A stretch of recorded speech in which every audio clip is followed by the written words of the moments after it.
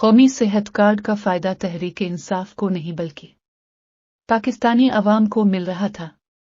تجزیہ نگار ڈاکٹر تصور حسین مرزا نے اپنے بیان میں کہا ہے کہ قومی صحت کارڈ کی بندش کا نقصان غریب سفید پوش طبقے کو ہے۔ ڈاکٹر تصور حسین مرزا نے کہا، قومی صحت کارڈ کی بندش کا حکومت کو فائدہ نہیں نقصان ہے۔ قومی صحت کارڈ جیسا عظیم کام روکنا حکومت اور حکومتی اتحادیوں کو عوام الیکشن میں دیکھا دیں گے۔ سینئر نائب صدر تحصیل پریس کلب رجسٹرڈ سرائے عالمگیر ڈاکٹر تصور حسین مرزا کا کہنا تھا، حکومت نے قومی صحت کارڈ کی سہولت چھین کر غربا اور سفید پوش طبقے کی آہ و بددعا لے رہے ہیں۔ انہوں نے کہا کہ اب عوام لیڈروں کے سبز باغ دکھانے کے چانسوں میں نہیں آنے والی۔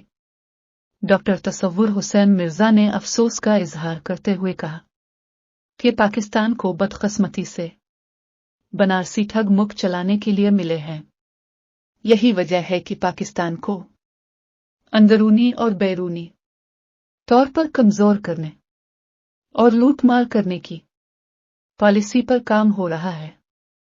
ڈاکٹر تصور حسین مرزا نے قومی صحت کارڈ کو بحال کرنے اور صحت کارڈ پر سیاست نہ کرنے کی گزارش کی ہے۔